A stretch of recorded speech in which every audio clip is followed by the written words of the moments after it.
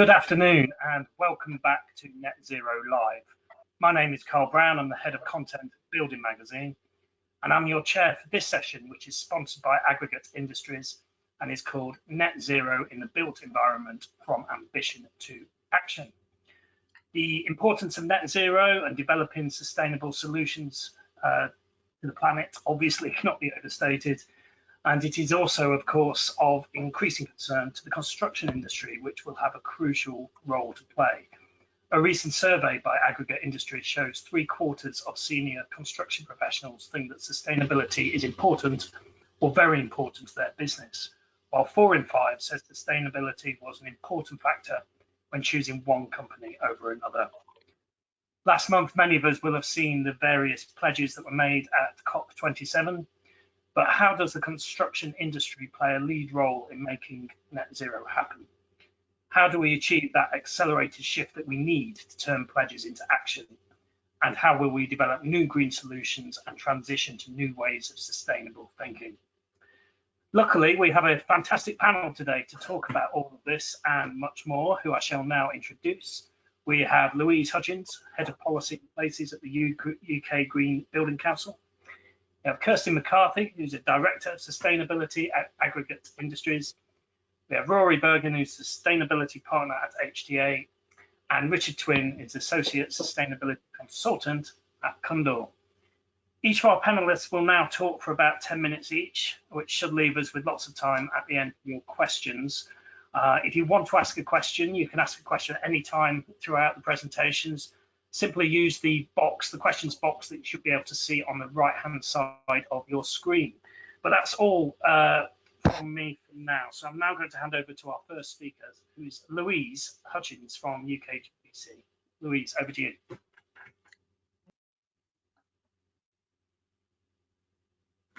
On my screen.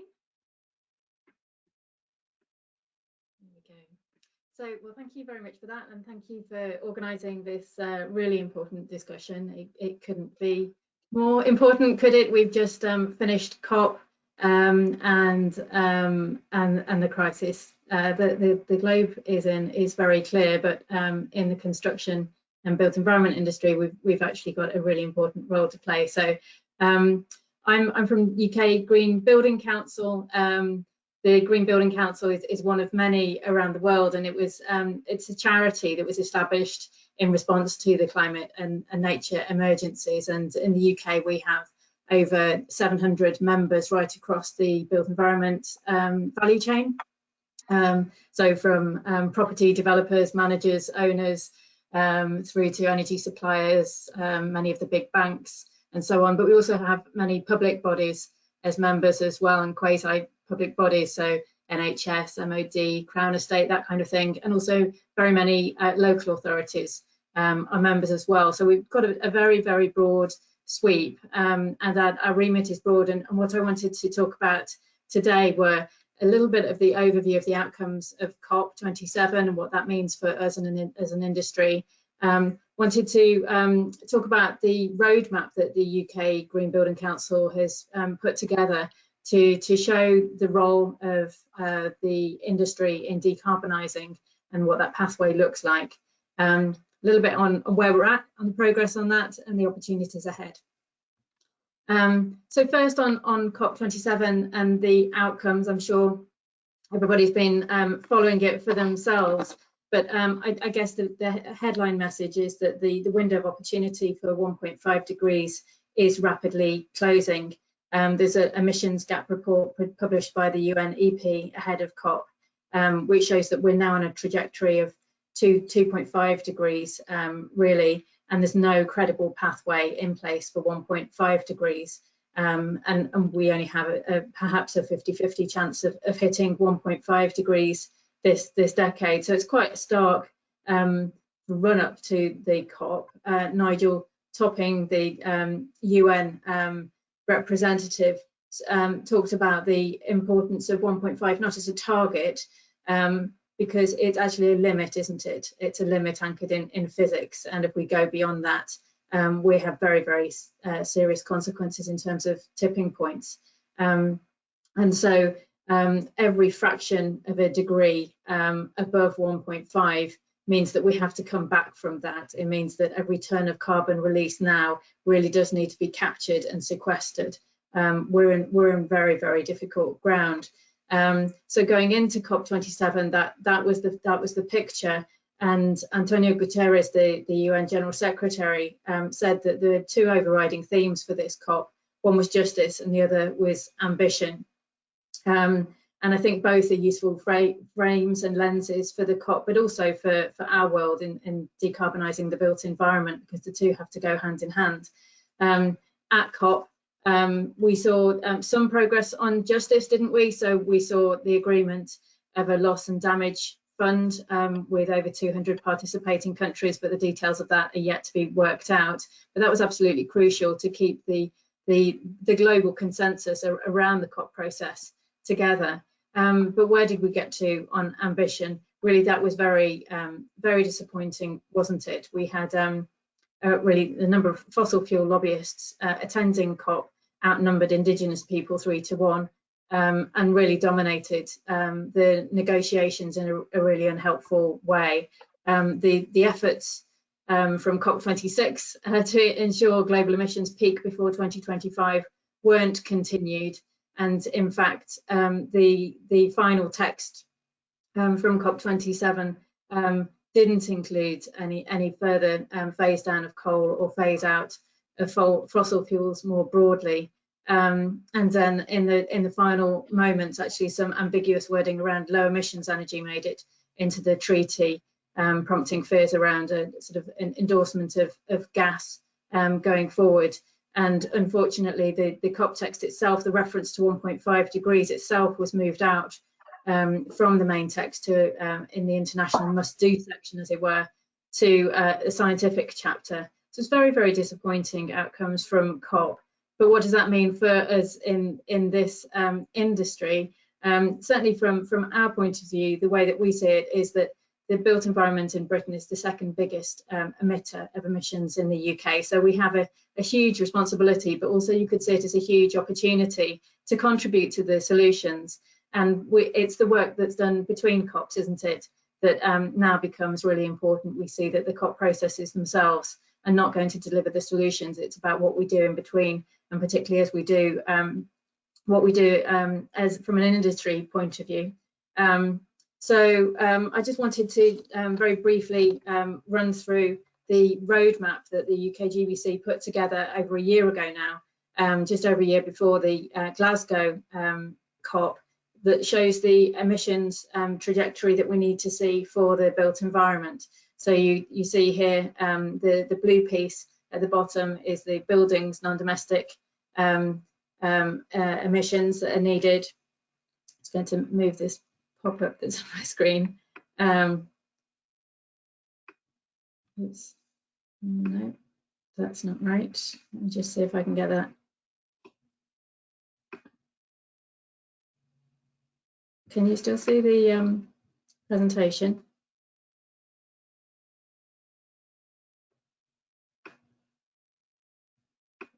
I don't. Yes, we can. You can still see it. Okay, I can't. So I don't know where it's gone.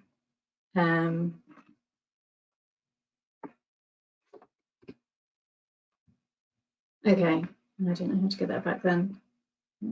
Tech people behind this scenes have got access to it as well. I'm going to try to stop showing the.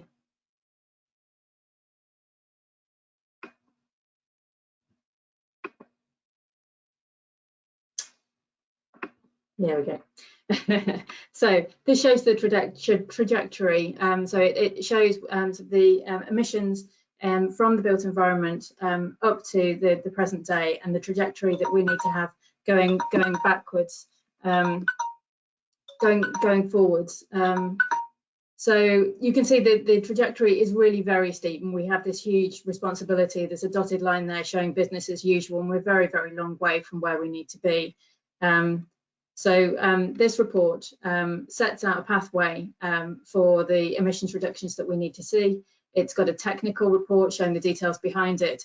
Importantly, for this group, it's got a summary for policymakers, so some of the key policies that we need to see from government.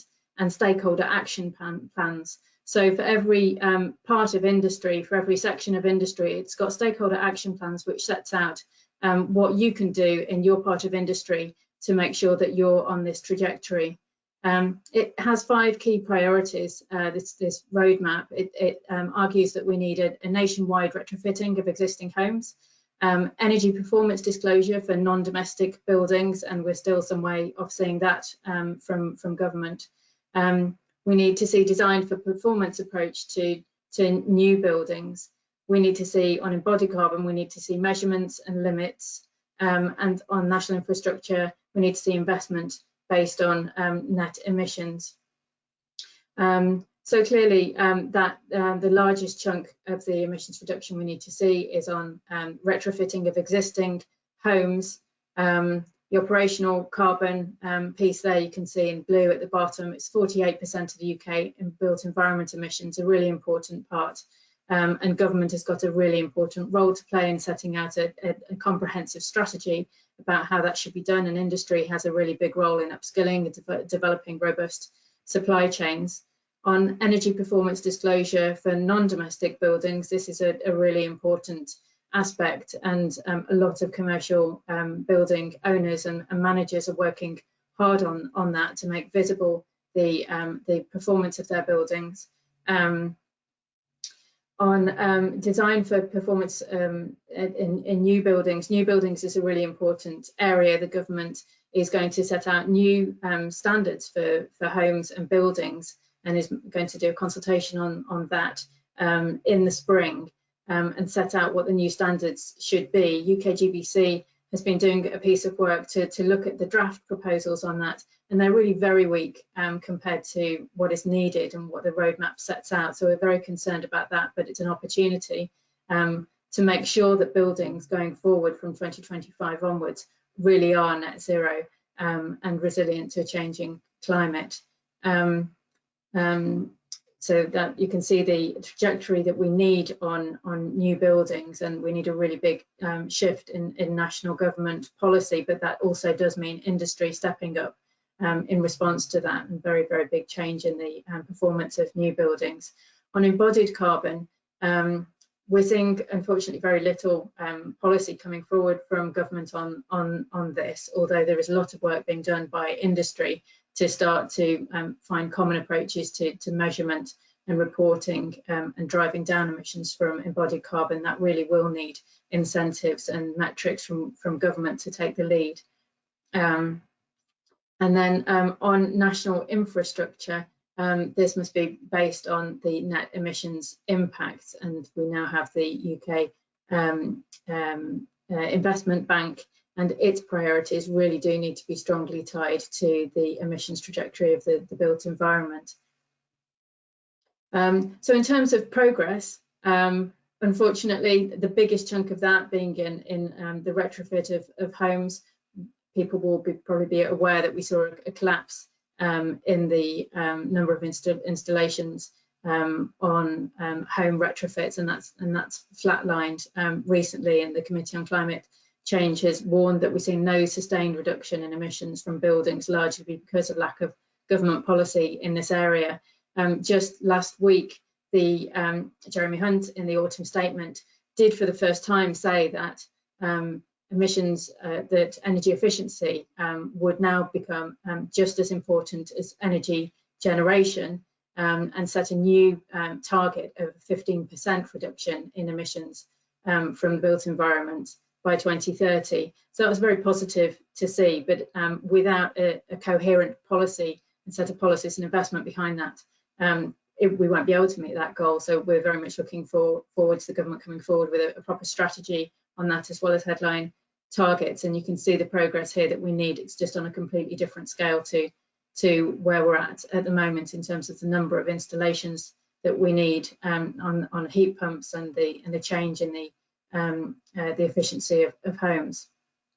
So on opportunities, just to end on opportunities, Chris Skidmore MP has been reviewing the economic opportunities of investing and going down the green path for the economy as a whole. UKGBC has responded with submissions around the economic and and levelling up opportunities on the built environment in particular.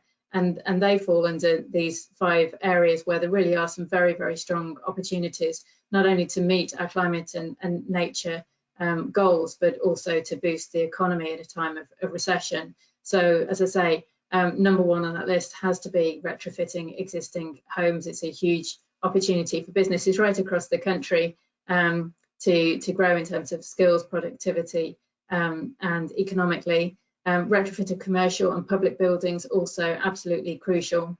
Planning reform, we have a planning system at the moment which deters the kinds of developments that we want to see and pulls against nature and climate goals, and we want to see that completely overhauled and working on the levelling up and regeneration bill at the moment to see that moving forward. As I mentioned, the Future Homes and Building Standard that the government is developing at the moment will be make or break about the quality of homes built over the next period of time, and kind of a once in a generation opportunity to get that right. And then on resilience and nature restoration, this needs to be a theme running through all of our work. We need to recognise that we're also facing a collapse in nature, and for the first time we hit 40 degrees this summer, didn't we? So issues around drought, floods, and resilience around our changing climate need to be a really strong thread the way through all the work that we do in this industry. So some opportunities as well as some really major challenges. That's it from me. Thanks, Louise. And I thought that set the scene really well. A really useful run through from a reminder of the COP27 outcomes and the progress to date. And then moving on to some of the opportunities with some positive note to end on at the end there. So thank you very much, Louise. Now going to hear from Kirsty McCarthy of Aggregate Industries. Kirsty's been having some difficulties with her webcam, so it may be audio only, but you should be able to see her slides. So Kirsty, over to you. Just unmute myself. Good afternoon, everyone. It's my pleasure to be here today to talk to you about Aggregate Industries' journey to net zero.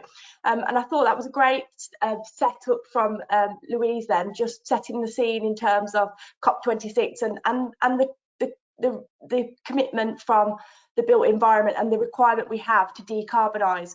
I'm going to talk to you about the embodied carbon within our products and just set some examples from a supplier perspective on what we're doing to transition to net zero. Hopefully you can see my slide deck. So just to give you a brief overview of Aggregate Industries, we are one of the UK's leading suppliers of building and construction materials. As you can see there from the slide deck, we are a national company. We have multiple quarries, nearly 40 quarries across the UK. We supply asphalts. We have over 50 asphalt plants. We supply precast concrete with 14 sites across the UK. We also have 80 ready-mix plants across the UK, totaling 200 sites, and we also have 1 cement plant. Just to contextualise that from a carbon perspective, if you look at all of those statistics there, you can see that we have over 200 sites across the UK, but the vast majority of our carbon emissions actually comes from one of those sites. And I'll reveal more on that as we progress through the slide deck when I talk to you specifically about embodied carbon. But what I wanted to cover as well is around Holcim, who are our parent company. And the reason for kind of shining the light on this is because Holcim has the most ambitious sustainability strategy I have come across in terms of the built environment. And it was one of the first companies to align to the science-based targets initiatives within the construction sector. So we're really proud of this, but also it gives us global capability to help us on our decarbonisation journey, which, let's face it, for a supplier such as ourselves producing cement and concrete to the sector, it is a very significant impact and a difficult sector to decarbonise. So by having a network, a global network of partners that we can trial in different companies to work together to decarbonise, we can accelerate this journey much quicker. So just to bring it back to Aggregate Industries, in April this year, we launched a new strategy. And this strategy is genuinely at the heart of our business. And our vision is very clear. We want to be the UK leader of innovative and sustainable building solutions. And we've organised our strategy around 5 key priorities. Our first priority is our commitment to accelerating our journey towards net zero and a commitment to achieving that before 2050. I'll talk to you a little bit about how we've organised ourselves to deliver that on the next few slides. But importantly, nature and environment are also at the heart of our strategy. We've already heard from Louise around the biodiversity crisis that we also find ourselves within. We must also address this, and it's intrinsically linked to our climate strategy. Our third priority is circular economy, and we believe this is actually one of the biggest opportunities of our time. We have a commitment to maximising reuse and recycling within our materials. This plays a big part of our carbon reduction programme and our carbon reduction strategy. I saw this statistic somewhere and I wanted to share it for those that haven't seen it before, but in terms of the global carbon emissions, 45% of global carbon emissions are contained within products that we use every day. So that's not just construction materials, that could be your laptop, your pen, your mobile phone. 45% of the world's carbon emissions are contained within products. So if we can recycle and reuse those products to its full extent, we have the ability to significantly take carbon out of the atmosphere. And the circular economy and the reuse and recycled material forms a really key part of our strategy on our development of sustainable solutions. Our fourth pillar is on people and communities, where we strive to make a positive impact on the communities that we serve and that live and operate around our sites. And we acknowledge that some of our sites do have an impact on the community, and we manage that and mitigate that by working proactively with communities and also by investing locally in communities through employment and through sponsorship and donation of materials. And lastly, our fifth pillar is on sustainable solutions, and this is really what we're here to deliver. This is our purpose.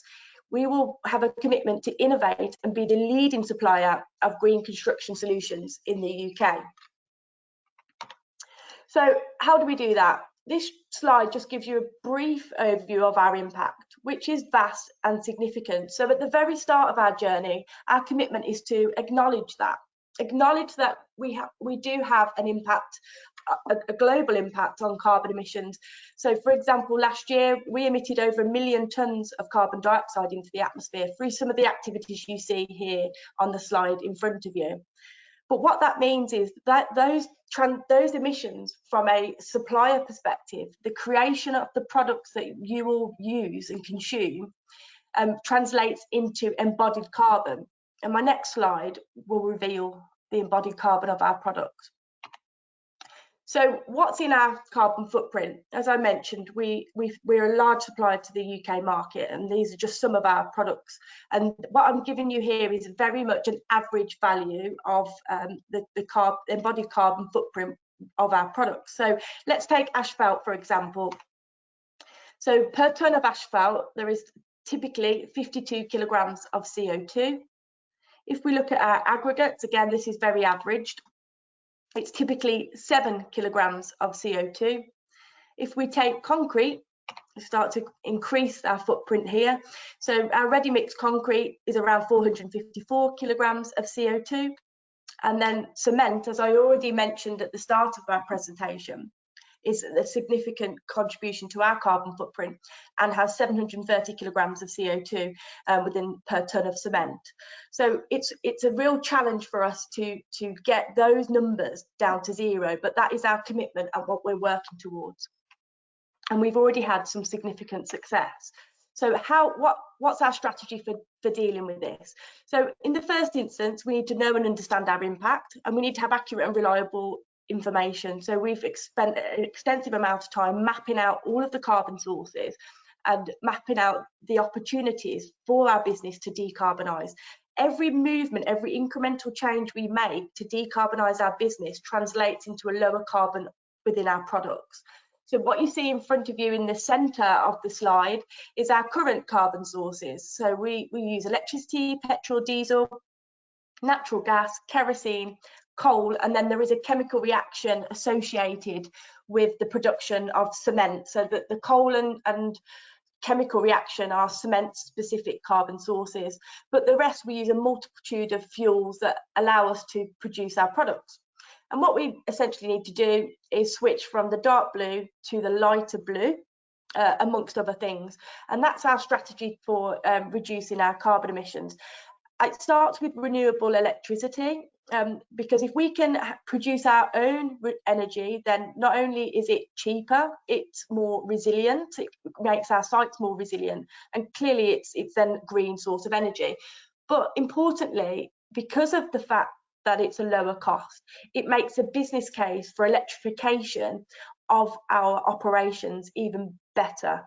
Therefore, we can accelerate our journey to net zero by electrifying and then using, wherever we can, wherever possible, electrification and source renewable electricity to power that.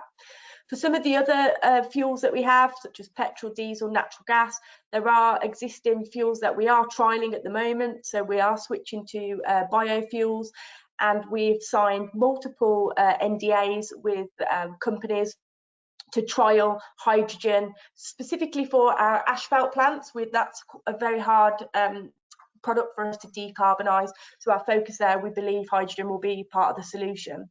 Just moving across to cement, as I mentioned a couple of times now, 70% of our carbon footprint is made up from cement, and actually if you look at the concrete embodied carbon, the vast majority of that carbon comes from the cement that is contained within our concrete products. Therefore, our focus is clearly on the decarbonisation of cement, because we can make, that's where the area we can make the biggest impact more broadly for the delivery of our products. And we are making progress in this way by switching from coal to alternative waste materials, and that allows us to significantly reduce the embodied carbon within our cement. And then we are also exploring using the use of construction demolition waste as an alternative raw material as part of the mix to create the cement. But lastly, as a last resort, which is something that we believe is required for the decarbonisation of cement, will be carbon capture and ultimately storage and utilisation. So we have a real firm commitment, and we've started feasibility for exploring carbon capture. And then the thread that goes on underneath all of that work is on energy efficiency and demand management. You know, clearly all of our minds are more focused now on energy reduction, given that we're in the energy crisis that we find ourselves and the costs of energy. So if we can reduce and use less fuel in the first place, then clearly that's also the right direction. So what does this mean for our product range? So we've already made significant progress, and I'm not here to sell our products, but you can see on the screen here that we have already made progress, and we've organised our product range into 4 pillars. One is on low carbon, and you can see some of our successes there, which we can maybe explore a little bit more in the Q&A. Also, circular economy I mentioned as being core part of our strategy, and this is around reusing and recycling existing products. A new category that we've added in terms of our existing products is building more with less, so using less material in the first instance. And we've got products such as Dynamax, which is an ultimate performance concrete, which allows you to use less, not only less concrete, but less other materials such as steel, for example. And then lastly, but really importantly, we have a product range that allows us to help adapt to the impacts of climate change, that despite all of the efforts and action in reducing carbon emissions, the effects of climate change are here to stay for a long time. So we need to adapt, and our products are not only decarbonising, but also allowing our cities and our infrastructure to adapt to climate change. The last thing I really briefly wanted to cover, and this came out of our survey that we carried out through the Buildings magazine, that 80% of people surveyed actually stated that they would like to see more reliable carbon reporting data. And we've spent the last 10 months within Aggregate Industries, working with key customers and stakeholders to develop a really efficient, robust and accurate reporting system. And I'm really pleased to announce that we launched last week a system called Your Carbon Report, which gives all of our customers, based upon their order within our finance system, so it's all correlated, the carbon emissions within the sales that we, or the products we provide to our customers. And it covers what you can see there, A1 to A4 in terms of the product stage. And this is what it looks like as an example of a carbon report. You can give the customer account, what the project is, so we can give it to a specific scheme or a project as opposed to just a company's order, where the actual product comes from, what product type it was, quantity, and then that correlates into and calculates into kilograms of CO2. And we're able to provide this really swiftly and accurately to our customers as an enhanced part of our service offering, and as part of our commitment to becoming experts and supporting our customers in their journey to net zero. Final slide from me is we've made progress. We've got loads of progress still to make, but we have to have hope and optimism. This statue you see here is a legacy statue that we provided to COP26, which is actually a cement-free statue that is situated in Glasgow as part of our legacy gift to COP26 last year. Now, clearly, this is a demonstrator project. It is not currently scalable, but what it does show is with innovation, dedication, it is achievable, and therefore we have to have hope. Thank you very much. Okay, thanks, Kirsten. I thought that was really interesting to hear about thinking from Aggregate Industries and the challenges of really of operating a sector that is difficult to decarbonize. Yes, really interesting work being done there. I'm now going to hand over to Rory Burgeon of HTA. Rory, over to you.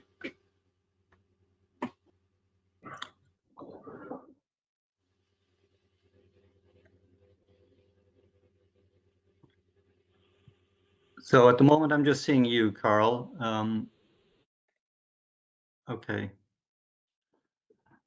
Okay, can you all see the screen?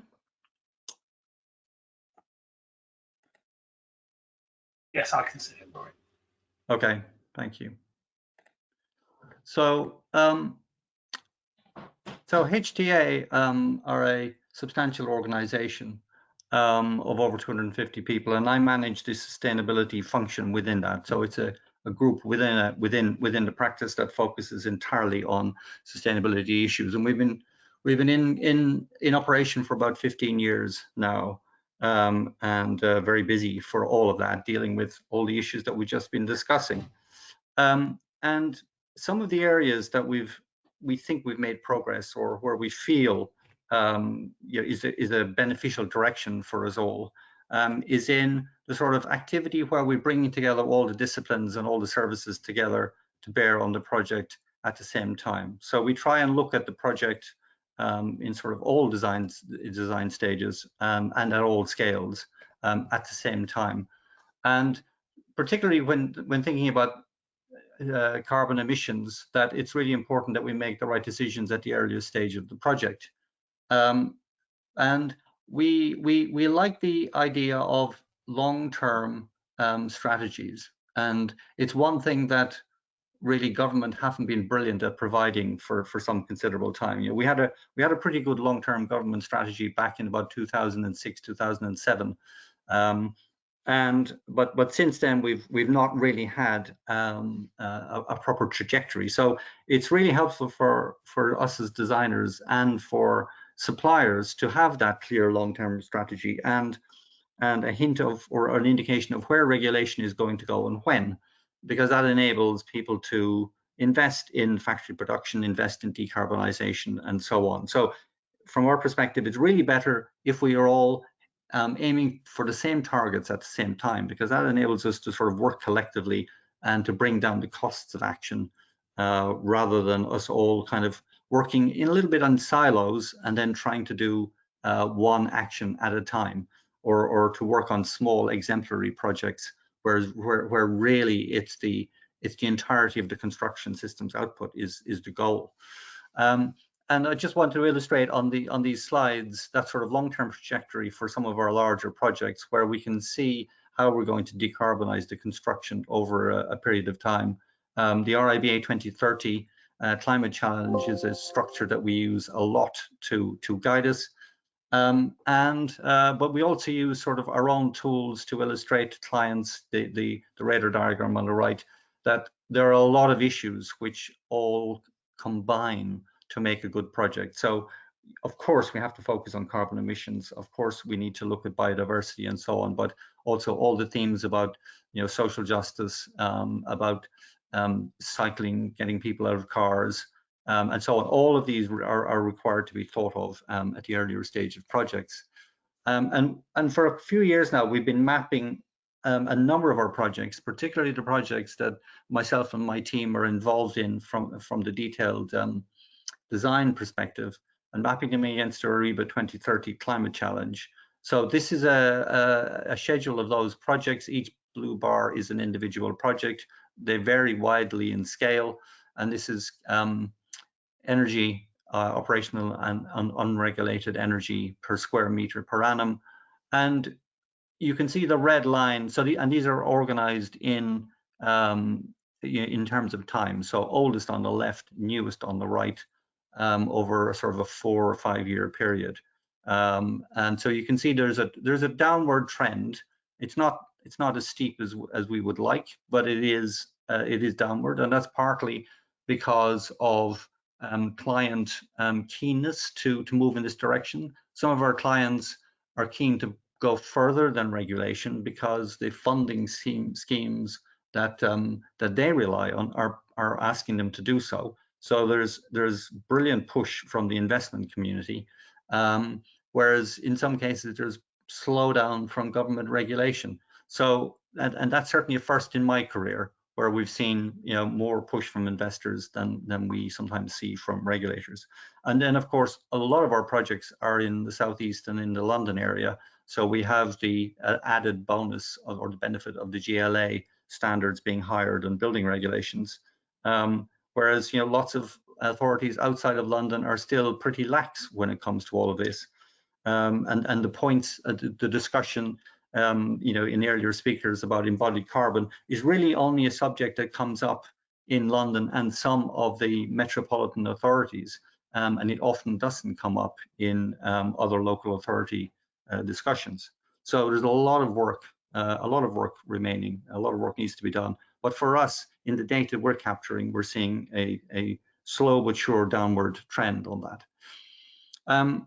Again, I'd emphasize that for us as a practice, it's really important that we think about all of these things at the earlier stage possible, and that the old behavior of architects designing buildings and then metaphorically throwing them over the fence to a sustainability consultant or to a daylight consultant to test after the building has been designed is no longer workable. So what we need to do is we need to look at testing the buildings in the early phases of design for operational CO2, embodied carbon, overheating, and daylight all at the same time, because they all have an impact on each other, and they all, you know, some make windows bigger, some want to make windows smaller, and it's really important that we consider all of those issues at the earliest stage of the project. So we use tools like this where we look at window options across the top, we look at the energy impact of those on the fabric performance in the middle, looking at SAP 10 and 12, and then we look at the daylight performance that they give to the apartments as sample apartments in the lower one. And as well as that, we run embodied energy calculations separately. So it's important to do all these things pretty much simultaneously to get that sort of technical holistic output, the design for performance that was mentioned earlier on. And another way that we work is that we work a lot with manufacturers. So we deliver a lot of buildings through prefabrication, including some very substantial projects, some of which are still underway in the UK, and working with multiple manufacturers. And we tend to work at the extreme right of this, where we're prefabricating a lot of the building inside the factory and then delivering it via trucks. And this is an illustration of many of those buildings, with the two on the lower right-hand corner still being under construction. So a wide variety of residential buildings, student accommodation, hotels, and apartment buildings for rent in particular have been delivered this way. We did some research on some of our completed schemes recently, including these two, a student accommodation building on the left and a private rental building on the right, 10 Degrees in Croydon and the Valentine in Gants Hill. And what we demonstrate is that we can achieve a lot of numerical performance benefits. So, lower emissions in the buildings, the faster to deliver, much less waste in the factory, because factory systems are very, very controlled, much less waste on site, and less transport movements, which of course results in less emissions and pollution. And what we're particularly interested in this is that we are still at a relatively early stage in the technical development of these types of systems, because in some ways these systems are using traditional construction techniques and methods and materials. So what they've done is they're taking systems that are traditionally used on buildings, moving them into a factory and carrying out the work in safe, enclosed environments, without changing very much about how actual buildings are constructed. So most of the gains that we're seeing are from engineering optimization that can be done in manufacturing. And I think there's still room for improvement. And this is without going to timber. So, so again, here in the UK, timber is seen currently as a very risky material because of the Grenfell fire and a lot of sort of politically motivated backlash really against the timber industry. So, the potential for us to decarbonize further using these kinds of construction methods is there. The opportunity is there to be taken, but we need, as an industry, to act and to prioritize this rather than sometimes tinkering at the edges a little bit. So this sort of gives us a lot of hope, but it also sort of gives us fairly clear directions about how we as a practice are going to operate. Just to finish, that for us the important thing is to have in-house capability, is to work consistently across projects. So not aiming for very high standards on one small project and letting other projects have a pass. It's to go as far as you can across every project, particularly the bigger ones. Not just focus on operational energy reductions, but also on the embodied CO2. Practically all our projects are now electrified and not using fossil fuels. So even though in some cases the use of fossil fuels seems to make sense from an engineering point of view, we try and push clients and the engineers to discount those for other reasons. And also to fight back against the perception that timber is a difficult material to work with. We've actually lost some ground in the industry in that respect in the last few years. So that's an effort I think that we collectively have to regain. And hopefully, as the sort of implications of the Building Safety Bill become clearer, that we'll then have a bit of a clean slate against which to operate. So I'm going to stop at that point and hand over to the next speaker. Thank you. Thanks, Rory. Again, some really useful thoughts there, and some particularly interesting about the importance of holistic thinking. We're going to go to our final speaker, and that should leave us some time afterwards to take one or two questions. But our next speaker is Richard Twin from Cundall. Richard, over to you. Good afternoon. Thank you very much. So my name is Richard Twin. I am an associate sustainability consultant at Cundall, and I'm going to be talking to you today about how we best utilise existing buildings in terms of the net zero transition. For those of you who don't know Cundall, so we are a multidisciplinary, multinational consultancy, mainly focused around engineering. but we also offer services around that, including my area. So I lead our work on strategic sustainability consultancy and ESG, which is around working with investors and developers to try and identify what is the most sustainable solution when making decisions from a corporate and a portfolio perspective, not just looking at individual assets. Now, in terms of the context for this discussion, you'll have seen this slide already this afternoon. This is from the UK GBC Whole Life Carbon Roadmap, and is setting out an indicative net zero carbon trajectory for the built environment up to 2050. Now, what I wanted to flag is two things. Firstly, the blue area at the bottom of this chart. So that is the operational carbon. So that's associated with the operational energy of the building stock. You can see over the next 10, 15 years or so that there's the potential to significantly reduce those emissions.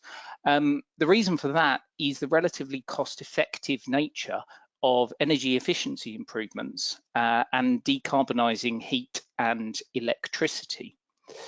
Now, on the flip side, you've then got the embodied carbon aspect, which is that brown area.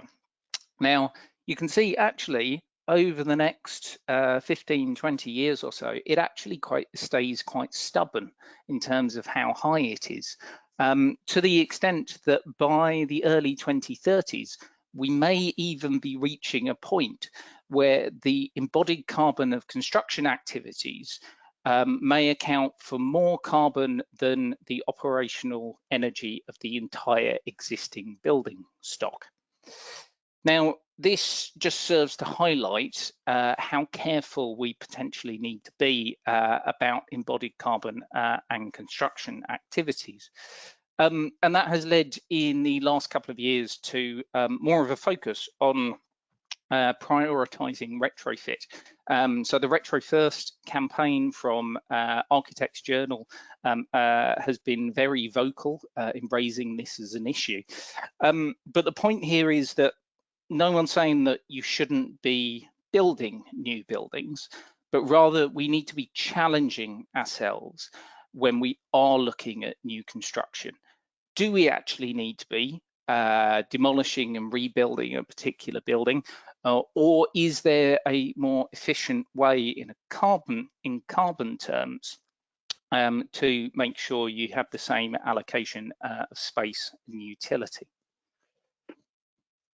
Now, it's not just as easy as working with what we've got already. Our existing building stock, we largely know, is not currently fit for 2050 and net zero carbon. So as much as we do need to work as far as possible with our existing building stock, we also need to be making sure that it is fit for purpose. The Carbon Risk Real Estate Monitor, or CREM, sets out science-based reduction targets for individual real estate assets. And this is increasingly being used by investors to decide whether or not an asset is Paris aligned. Now, the problem is a lot of the assets we have at the moment are at risk of stranding in the near future because their operational performance is not in line with the energy performance targets requirements needed for the Paris Agreement. Basically, they're not efficient enough in terms of their operation. Now, of course, we can help to push that back by undertaking renovations and retrofits, helping to push back potential stranding events, maintaining the value in assets.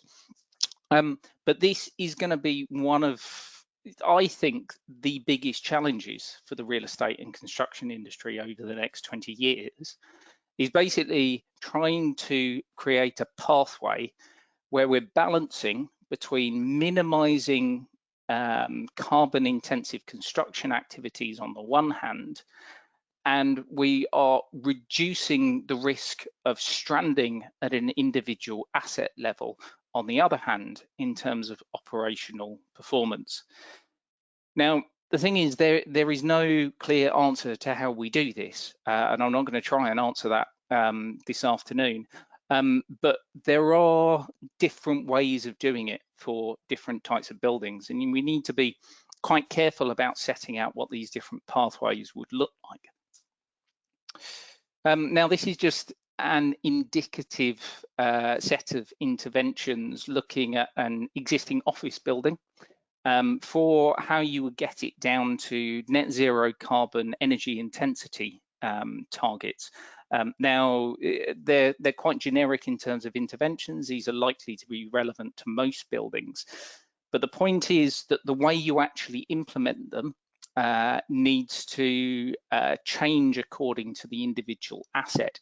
And we also need to be making sure that we're also looking at the embodied carbon throughout these interventions as well, which is often just ignored from a retrofit perspective.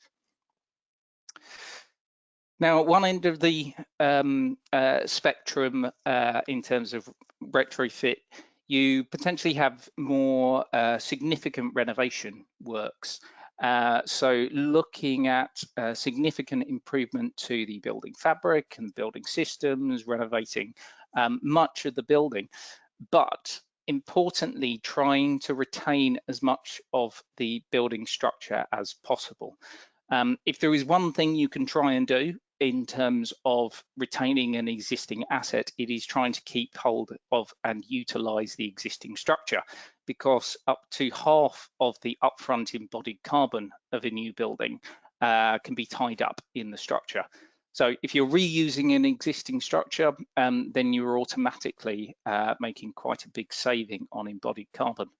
Obviously, you then need to look at selecting low carbon options in terms of facade replacements and system upgrades as well. But at the other end of the spectrum, this is more of a longer term approach. So where you don't have the opportunity to go in and undertake significant renovations, get the building directly down to net zero carbon straight away, you're going to need to set out a longer term roadmap for assets. And this is what I see as being particularly important to the industry over the next few years, is setting out interventions that are appropriately staged so that they align with replacements of systems when they reach the end of their useful life. They look at lease breaks and void periods when you can get in order to improve assets, and making sure that you're not having any sunk investment in there. So you're making sure that your building fabric is appropriate to the type of systems that you've got. Now, we're starting to see these types of roadmaps be integrated into discussions around building sales, in that a building that's not net zero carbon is potentially going to be asked questions of its value in the future. But a roadmap like this can help to set out what are the useful steps that can be taken throughout the lifetime of the building in order to maintain its value. And as I said before, as a way to try and minimize the whole life carbon impacts of the asset. So thanks very much for listening, and do get in touch if you want to talk about any of that in a bit more detail. Thank you very much, Richard. And we've got a few minutes for questions, so I'm going to move quickly on. If the panelists could turn their cameras back on, apart from Kirsten, obviously, who I think is having a few issues, but. Right, thanks for that. Let's go to some questions. So the first question I want to go to is from Dale McAvoy, and he's got a question about government policy. So he's saying, how can we achieve the COP targets with weak policy and no effective mechanisms to implement them? In essence, can we do it without government? Who wants to take that first? I mean, there's a few assumptions there that the policy is weak, so we may want to tackle that first. I don't know, but Rory looks very keen. Yeah, well, I mean, I think it's interesting, and it's an excellent question.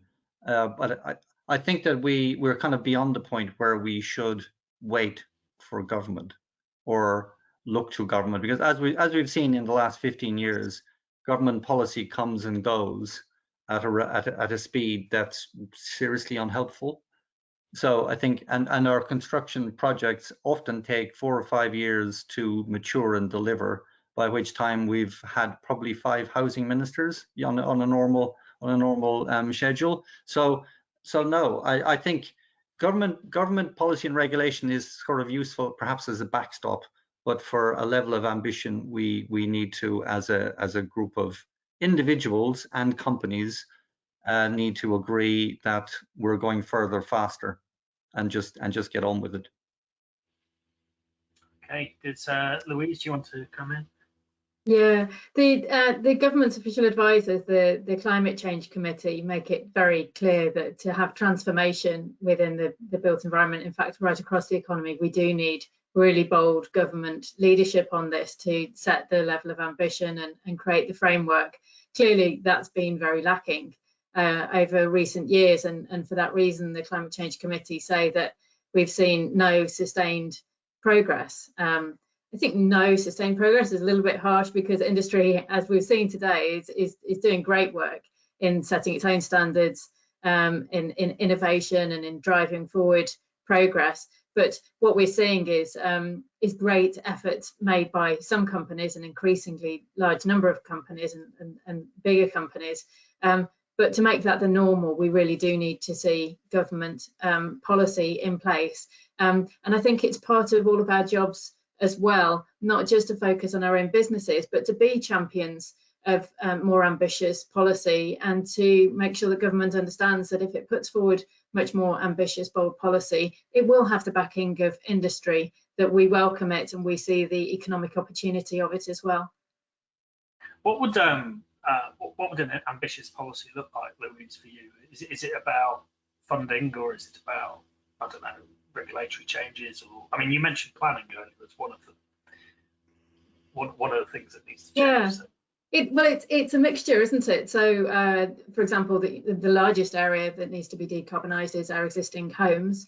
What we need to see for that is a strategy. It's a comprehensive approach that involves some government funding, but overwhelmingly the largest share of funding will need to come from the private sector. Unless we see a really clear pathway and level of ambition that every home will be decarbonised over the next couple of decades, industry won't step up to that, and we won't see the finance crowding into that. So that's an example of where we need regulation, as well as government funding, as well as private funding.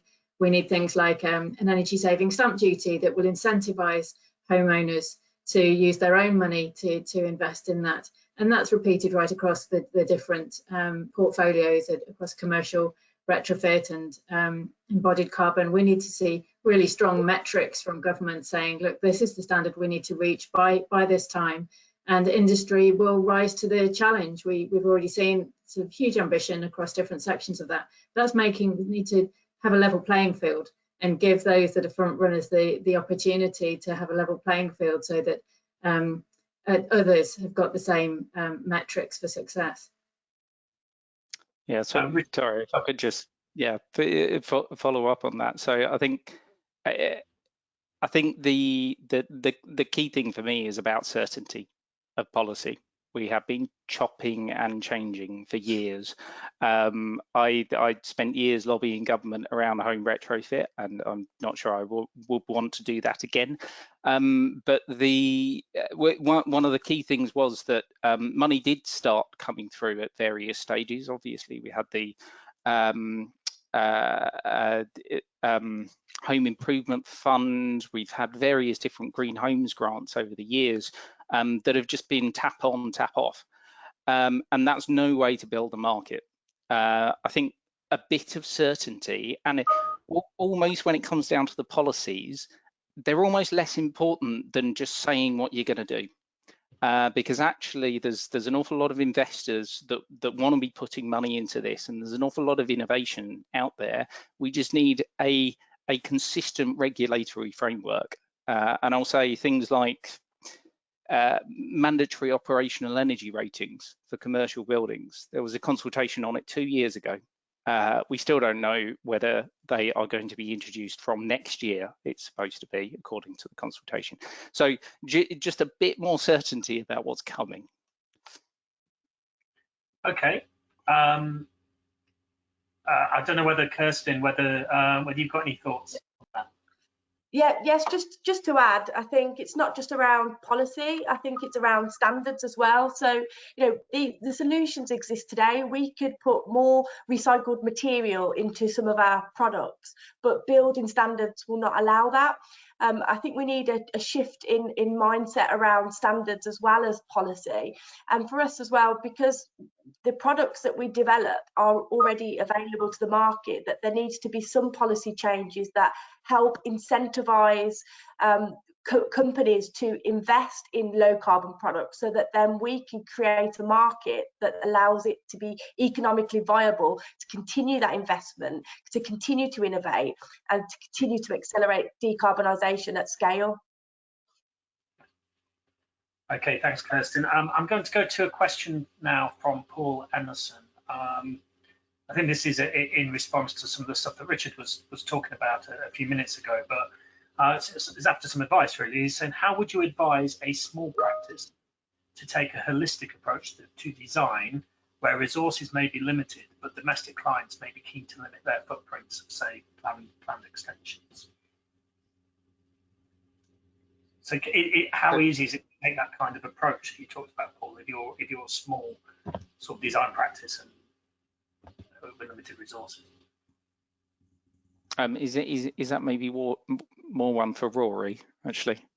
No, it might be one for Rory. Yes, yeah, possibly.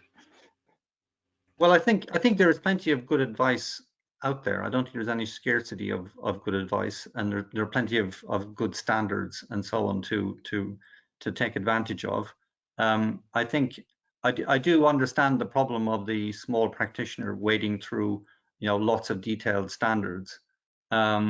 And you know, I'm grateful for the fact that I'm a member of a large practice where if there's a serious technical question I don't know the answer to it, there are people that I can turn to, you know.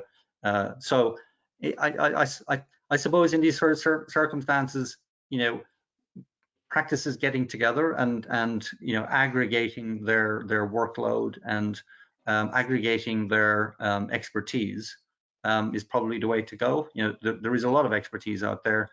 So perhaps it's a matter of people sharing more and being less siloized.